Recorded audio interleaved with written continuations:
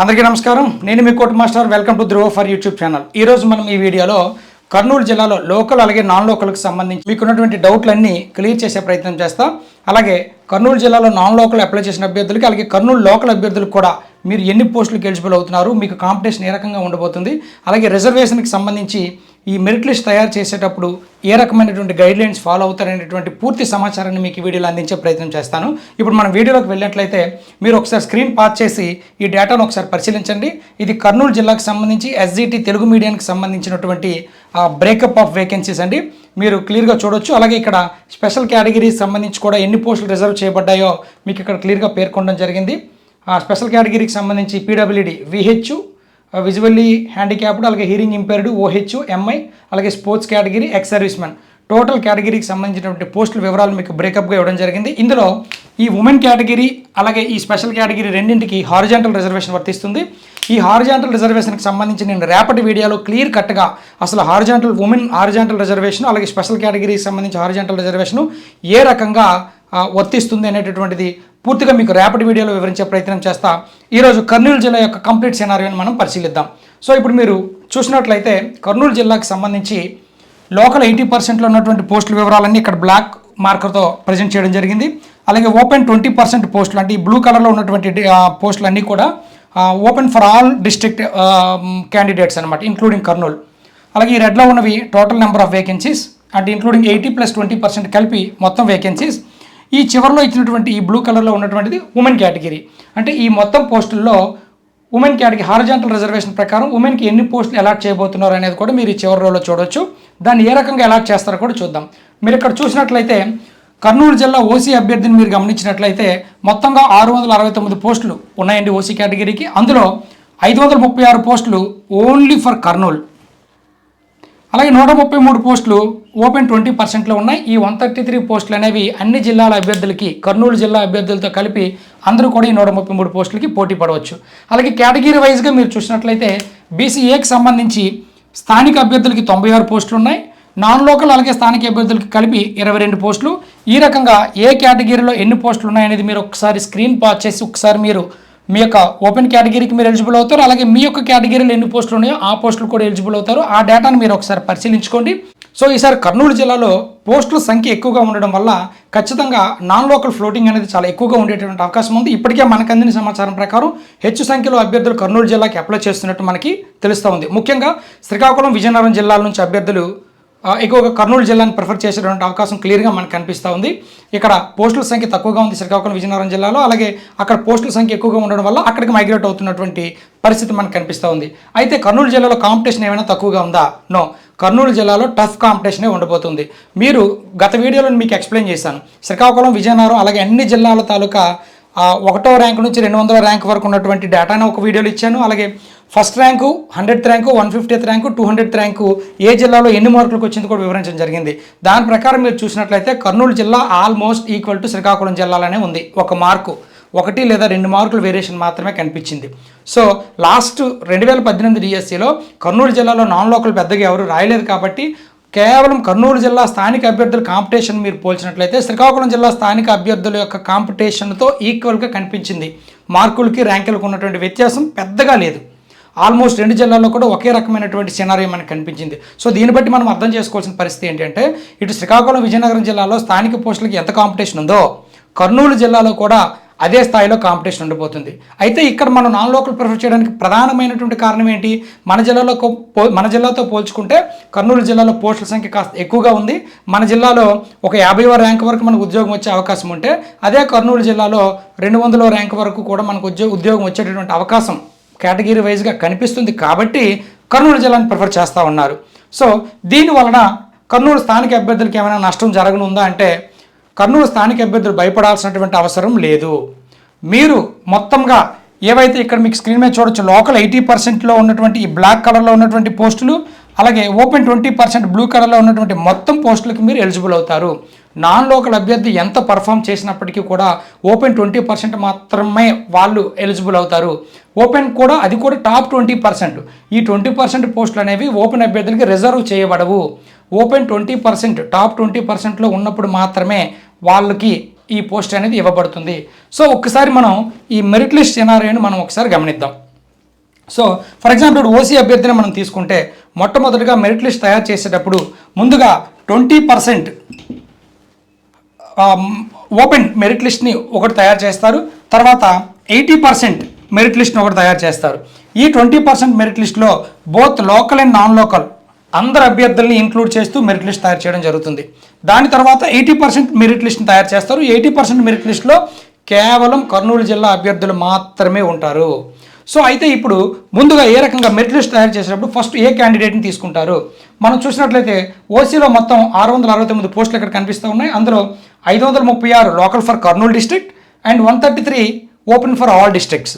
So మొట్టమొదటగా exam రాసినటువంటి వాళ్ళలో మార్కులు నార్మలైజ్ చేసిన తర్వాత merit list, general merit list ఉంటుంది. జనరల్ మెరిట్ లిస్ట్లో 1 నుంచి అప్లై చేసిన ప్రతి క్యాండిడేట్ వరకు కూడా ర్యాంక్ ఇవ్వడం జరుగుతుంది. ఆ ర్యాంక్ ప్రకారం చూసినట్లయితే ఫస్ట్ ఓపెన్ 20%లో అంటే మొదటి 133 మంది ఏ జిల్లా వాళ్ళైనా irrespective of district, irrespective of caste, top 133 మెంబర్స్ని ఓపెన్ 20% కేటగిరీలో ఈ 20% లిస్ట్లో పెట్టడం జరుగుతుంది ఈ పోస్టులకు గాను. ఒకసారి ఈ ఓపెన్ 133 పోస్టులు ఫిల్ అయిన తర్వాత ఇక్కడ చాలామంది అభ్యర్థులు డౌట్ రైజ్ చేస్తూ ఉన్నారు. ఓపెన్ 133లో 20% పూర్తయిన తర్వాత 80% 536 ఫిల్ చేస్తారా? కాదు, ఈ 536 ఫిల్ చేయకూడదు, ఫిల్ చేయరు. ఓపెన్ 20%లో అయిపోయిన తర్వాత ఆ 20% లిస్ట్లో కేటగిరీ వైజ్ ఓపెన్ 20% పోస్టులు మాత్రమే ఫిల్ చేస్తారు. గతంలో 2012కి ముందు కొన్ని జిల్లాల్లో డిఈఓలు మెరిట్ లిస్ట్ తయారు చేసేటప్పుడు ఓపెన్ 20% మొదటి ఓపెన్ 20% లిస్ట్ తయారు చేసిన తర్వాత వెంటనే ఓపెన్ 80% తయారు చేసేవాళ్ళు. దీనివల్ల స్థానిక అభ్యర్థులకి చాలా నష్టం జరుగుతూ ఉంది. సో ఇప్పుడు మీరు ఇక్కడ ఈ సినారియోని గమనించినట్లయితే మొదటి 133 పోస్టులని ఓపెన్ ఫర్ ఆల్ అన్ని జిల్లాల క్యాండిడేట్లతో పూర్తి చేసిన తర్వాత ఈ ఓపెన్ 80%లో ఉన్న 536 అభ్యర్థులను ఫిల్ చేశారనుకోండి. ఈ 536 పోస్టులకి కేవలం కర్నూలు జిల్లా లోకలర్స్ మాత్రమే ఎలిజిబుల్. సో ఇక్కడ ఓన్లీ కర్నూలు జిల్లా లోకల్ అభ్యర్థులనే తీసుకుంటే 134 ర్యాంక్ నుంచి మళ్ళీ 536 వరకు సుమారు మీకు 660 ర్యాంక్ వరకు ఈ 134 నుంచి ఈ 536 మంది ఓన్లీ లోకలర్స్ని తీసుకున్నాడు అనుకోండి. ఇది ఫిల్ అయిన తర్వాత మీరు చూస్తే ఇది ఫిల్ అయిన తర్వాత ఈ కేటగిరీకి వచ్చేటప్పటికి ఈ 134 నుంచి ఈ 600 ఏదైతే ర్యాంక్ ఉందో ఆ మధ్యలో ఎవరు ఉంటారు? ఓన్లీ నాన్ లోకలర్సే ఉంటారు. మరి లోకల్ అభ్యర్థి ఒక్కరు కూడా ఉండరు. అటువంటప్పుడు ఇది పూర్తయిన తర్వాత ఈ ఓపెన్ 20% కేటగిరీస్ కనుక ఫిల్ చేసినట్లయితే ఈ మొత్తం పోస్టులన్నీ నాన్ లోకల్ అభ్యర్థులకే వెళ్ళిపోతున్నాయి. ఈ విషయాన్ని గమనించి అప్పటికి మనకు పరిపాలన ట్రిబ్యునల్, ఏపీ అడ్మినిస్ట్రేటివ్ ట్రిబ్యునల్లో కేసు ఫైల్ చేశారు. దానిని పరిశీలించినటువంటి న్యాయస్థానం ఇది కరెక్ట్ కాదు, ఓపెన్ 20% అయిన తర్వాత ఈ ఓపెన్ కేటగిరీలో ఉన్నటువంటి పోస్టులని ఫిల్ చేయాలి, ఇవన్నీ పూర్తయిన తర్వాత మాత్రమే లోకల్ పోస్ట్ని ఫిల్ చేయాలి. ఇలా జరిగిన పక్షంలో స్థానిక అభ్యర్థులు నష్టపోయే అవకాశం ఉందని చెప్పి అప్పుడు జడ్జిమెంట్ ఇవ్వడంతో ఆ తర్వాత ఈ డిఎస్సిలో ఈ మెరిట్ లిస్ట్ని పూర్తి చేయడానికి సమగ్రమైనటువంటి గైడ్లైన్స్ ఇవ్వడం జరిగింది. దాని ప్రాప్తికి ఇప్పుడు మెరిట్ లిస్ట్ తయారు చేస్తున్నారు. సో మీరు మరొకసారి చూసినట్లయితే ముందుగా ఓపెన్ 133 పోస్టులకి irrespective of caste, irrespective of district merit list తయారు చేయడం జరుగుతుంది. ఈ 133 పోస్టులు ఫిల్ అయిన తర్వాత 134వ ర్యాంక్ నుంచి బీసీఏలో ఓపెన్ 20% చూస్తారు. సో 134 ర్యాంక్ నుంచి 22 మంది బీసీఏ అభ్యర్థులు, వాళ్ళు లోకలర్స్ అయినా అవ్వచ్చు, నాన్ లోకలర్స్ అయినా అవ్వచ్చు. సో ఈ 22 పోస్టులకు గాను బీసీఏ అభ్యర్థుల్ని 134వ ర్యాంక్ నుంచి తీసుకోవడం జరుగుతుంది. ఈ బీసీఏ అభ్యర్థులు ఎంత దూరం వరకు ఉంటే అంతవరకు వెళ్ళి వాళ్ళని పిక్ చేయడం జరుగుతుంది. అది పూర్తయిన తర్వాత బీసీబీకి సంబంధించి ఈ 134వ ర్యాంక్ తర్వాత ఎక్కడెక్కడైతే బీసీబీ అభ్యర్థులు ఉన్నారో వాళ్ళు లోకలర్స్ అయినా నాన్ లోకలర్స్ అయినా అలా 35 మందిని తీసుకొచ్చి ఈ 20% మెరిట్ లిస్టులో యాడ్ చేయడం జరుగుతుంది. ఈ రకంగా 134వ ర్యాంకు నుంచి ప్రతి కేటగిరీలో ఉన్నటువంటి ఆయా కేటగిరీలో ఉన్న ఈ 20% పోస్టులకు సంబంధించి బోత్ లోకల్, నాన్ లోకల్ ఏ అభ్యర్థి ఉన్నా వాళ్ళని పిక్ చేసి ఈ 20% మెరిట్ లిస్టులో పెట్టడం జరుగుతుంది. వన్స్ ఈ 20% మెరిట్ లిస్ట్లో ఈ బ్లూ కలర్లో ఉన్న పోస్టులన్నీ అడ్జస్ట్ చేసిన తర్వాత అప్పుడు ఓపెన్ 536 80% పోస్టులకు రావడం జరుగుతుంది. సో ఇప్పుడు ఈ 536 పోస్టులకు ఎవరు ఎలిజిబుల్ అవుతారు? కేవలం కర్నూలు జిల్లా అభ్యర్థులు మాత్రమే ఎలిజిబుల్ అవుతారు. సో నాన్ లోకల్స్ ఎంతమంది మన జిల్లాకు వచ్చినా వాళ్ళు మీకు ఎంత కాంపిటీషన్ ఇచ్చినా ఈ బ్లూ కలర్లో కనిపించినటువంటి పోస్టులను మాత్రమే మీతో పాటు షేర్ చేసుకోగలరు. ఏవైతే ఈ బ్లాక్ కలర్లో మనం ఇక్కడ క్లియర్గా ఐడెంటిఫై చేసామో మీకంటే ఎక్కువ మార్కుల అభ్యర్థికి వచ్చినప్పటికీ కూడా ఈ బ్లాక్ కలర్లో ఉన్న పోస్టులన్నిటికీ కేవలం కర్నూలు జిల్లా స్థానిక అభ్యర్థులతో మాత్రమే ఫిల్ చేయడం జరుగుతుంది. సో ఇప్పుడు 80% మెరిట్ లిస్ట్ అయిపోయింది. దీని తర్వాత ఈ 134 ర్యాంకు నుంచి ఈ కేటగిరీ అభ్యర్థులు ఫిల్ చేశారు. ఈ ఫిల్లింగ్ అయిపోయిన తర్వాత ఈ కేటగిరీలన్నీ ఎక్కడి వరకు వస్తాయో చూసుకొని ఆ తర్వాత ఉన్నటువంటి ర్యాంకు నుంచి 536 పోస్టులు ఓసీలో ఫిల్ చేస్తారు. అంటే కర్నూలు జిల్లా ఓపెన్ కేటగిరీ అభ్యర్థులు, అంటే కేవలం కర్నూలు జిల్లా అభ్యర్థులతోనే ఫిల్ చేయడం జరుగుతుంది. ఇది పూర్తయిన తర్వాత ఈ ర్యాంక్ ఎక్కడికైతే ఎండ్ అవుతుందో అక్కడ నుంచి బీసీఏకి సంబంధించి 96 మంది కర్నూలు జిల్లా అభ్యర్థుల్ని, తర్వాత బీసీబీ 132 మంది ఓన్లీ కర్నూలు జిల్లా అభ్యర్థుల్ని, ఈ రకంగా ఓన్లీ కర్నూలు జిల్లా అభ్యర్థులతో ఈ బ్లాక్ కలర్లో ఉన్నటువంటి పోస్టులన్నింటినీ కూడా ఫిల్ చేయడం జరుగుతుంది. సో ఇక్కడ మీరు ఏ రకంగా చూసినప్పటికీ కూడా అయితే పోస్టుల సంఖ్య ఎక్కువగా ఉండడం వల్ల కర్నూలు జిల్లాకి అభ్యర్థులు వస్తున్నారు తప్ప మన పోస్టులు వాళ్ళు పట్టుకెళ్ళేటువంటి పరిస్థితి ఉండదు. ఈ బ్లూ కలర్లో ఉన్నటువంటి పోస్టుల్లో మనము షేర్ చేసుకోవచ్చు. ఇన్ కేస్ వాళ్ళు మెరిట్లో వచ్చినట్లయితే వాళ్ళు కూడా ఇక్కడ షేర్ చేసుకునేటువంటి అవకాశం ఉంటుంది. సో గతంలో మన ఆంధ్రప్రదేశ్లోని వివిధ జిల్లాల నుంచి తెలంగాణకు వెళ్ళి రాసేవాళ్ళం. అంటే అక్కడ సినారియో వేరు.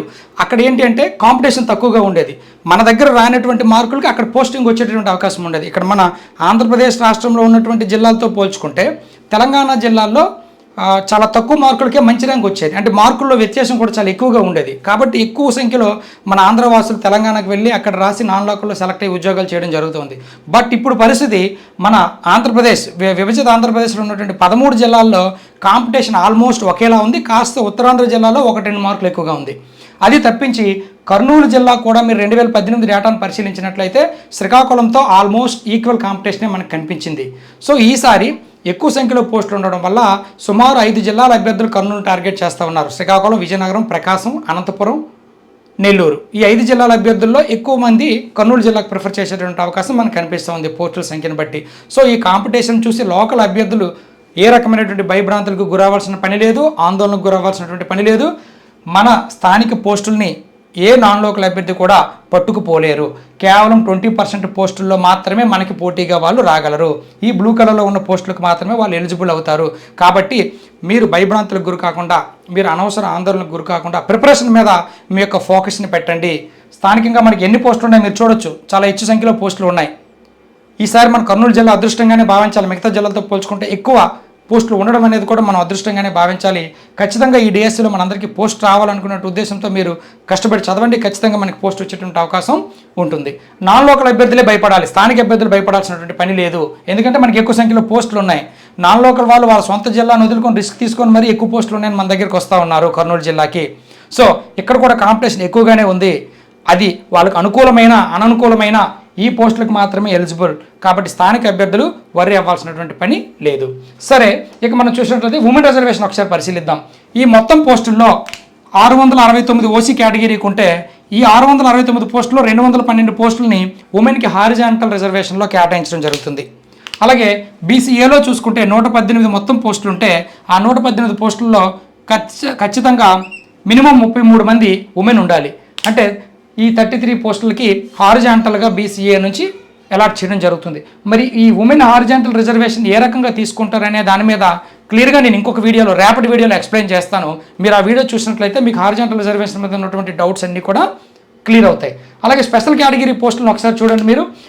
విజువల్లీ హ్యాండిక్యాప్డ్కి సంబంధించి 16 వేకెన్సీసు, హెచ్ఐ హీరింగ్ ఇంపైర్డ్ 17 పోస్టులు, ఓహెచ్ ఆర్థోపెడికల్ ఇంపైర్డ్ ఆర్థోపెడిక్ హ్యాండిక్యాప్డ్కి సంబంధించి 17 వేకెన్సీస్, ఎంఐకి సంబంధించి 17, స్పోర్ట్స్ కోటాకు సంబంధించి 49, ఎక్స్ సర్వీస్ మెన్ 33. ఇవి స్పెషల్ కేటగిరీలో కేటాయించబడినటువంటి పోస్టులు. ఈ స్పెషల్ కేటగిరీకి కూడా ఉమెన్తో పాటు ఈ స్పెషల్ కేటగిరీకి కూడా హారిజాంటల్ రిజర్వేషన్ మాత్రమే వర్తిస్తుంది. సో ఇదండి కంప్లీట్ బ్రేకప్ ఆఫ్ వేకెన్సీస్. ఇది government, local body, municipal corporation, Kurnool SGT Telugu మీడియంకి సంబంధించినటువంటి బ్రేకప్ ఆఫ్ వేకెన్సీస్. మొత్తం ఆల్ మేనేజ్మెంట్స్ నేను ఇంక్లూడ్ చేసి ఇక్కడ మీకు డేటా చూపించడం జరిగింది. MPP, ZPP, government, municipal corporation, ఈ 4 కేటగిరీ మేనేజ్మెంట్లకు సంబంధించినటువంటి ఎస్జిటి తెలుగు మీడియం పోస్టులని మీకు ఇక్కడ ప్రజెంట్ చేయడం జరిగింది. సో మీ కేటగిరీలో ఓపెన్లో ఎన్ని ఉన్నాయి, మీ కేటగిరీకి ఎన్ని పోస్టులు ఉన్నాయి అనేది బ్రేకప్ క్లియర్గా చూసుకోండి. ఈ పోస్టులను దృష్టిలో పెట్టుకొని మీ యొక్క ప్రిపరేషన్ని మరింత స్పీడప్ చేయండి. ప్రభుత్వం కూడా మనకి సమయం ఇచ్చేటటువంటి అవకాశం కనిపించడం లేదు. దాదాపుగా మరి ఇంకా లేదని మీరు భావించాలి. యాజ్ పర్ షెడ్యూల్ జూన్ 6వ తేదీ నుంచి మనకి ఈ డిఎస్సి పరీక్షలు నిర్వహించబడుతున్నాయి. సమయం కూడా మనకు చాలా తక్కువగా ఉంది. ఇంకా కేవలం 25 రోజులు మాత్రమే సమయం ఉన్నందున మీరు ఎటువంటి సమయాన్ని వృధా కాకుండా మీ యొక్క పూర్తి టైంని ప్రిపరేషన్ మీద పెట్టి మీరందరూ కూడా విజయం సాధించాలని మనస్ఫూర్తిగా కోరుకుంటూ ఉన్నాం. రేపటి వీడియోలో హారిజాంటల్ రిజర్వేషన్తో మళ్ళీ కలుసుకుందాం. Thank you so much.